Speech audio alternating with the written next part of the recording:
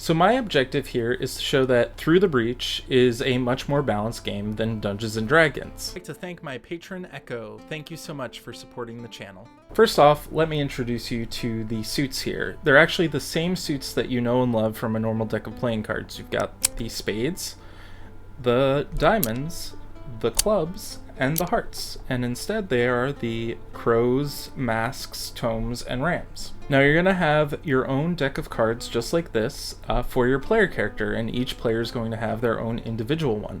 You're going to take it all together.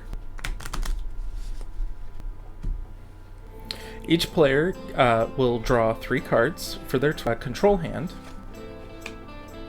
This is actually a pretty good hand if I do say so myself. Let's move this stuff to the side for the moment. Bring this up here. Now during the normal course of game, you're going to have a 54 deck set of cards. That means that you're going to keep the jokers in. And this is effectively your random dice roll mechanic. If you're going to take an action, such as attacking, you're going to flip the top card, and that's going to be your result. Sometimes you aren't just flipping one card, you're going to flip a second card and take the lowest or highest depending on what flip you're doing, what check you're doing. Think of this like disadvantage or advantage from Dungeons & Dragons. If you have disadvantage, it's a 7. If you have advantage, it's a 10. Put this over here as a discard pile. Now on the screen, I'm going to show a player character and I'm going to show a NPC that the player character is facing. The guild guard here is going to have a defense of 9. That's because NPCs don't flip cards, only the player characters do. Now our character Nikon has an ability called Hawk and Rifle, which has an AV of 2. This is the value that you're going to add to your flip. So if I flip this card, I'm going to get a 6 plus the 2 from Nikon's Hawk and Rifle, and that's going to be for a total of 8. Now, because we did not have disadvantage on this flip, this means I can cheat in a card from my hand, such as this 8 of masks, and replace the 6 of tomes that this is. Now that means I beat my opponent's defense by 1, and I'll discard this card, and this will actually go into a personal twist deck discard, and I'll just put it off camera here. Now because I beat my opponent's defense by 1, that means I get to flip for damage. I'll put a chart here for how damage is calculated. So now we have to calculate the margin of success, and because I didn't get 5 or higher difference between my opponent's defense value, I got a margin of success of 0, which means that I have a negative flip to my damage modifier. So I flip my negative flip for my damage, and I would have gotten a severe, but because I flipped a moderate, it's going to do moderate damage instead, and you can tell because of these dots here. These cards I have actually call it out explicitly. Now if you look at my weapon, you'll see that there are 3 numbers. They correspond to weak, moderate, and severe damage.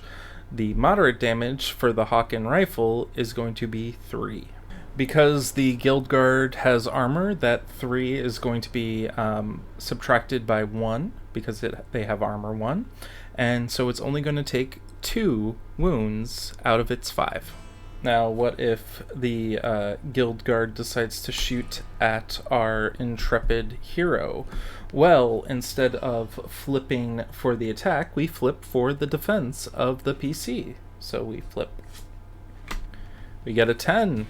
That means that our defense is 15, and if we look at the Guild Guard's refurbished Collier Army Pistol, they only have a 9, so our 15 beats their 9, and we succeed in dodging.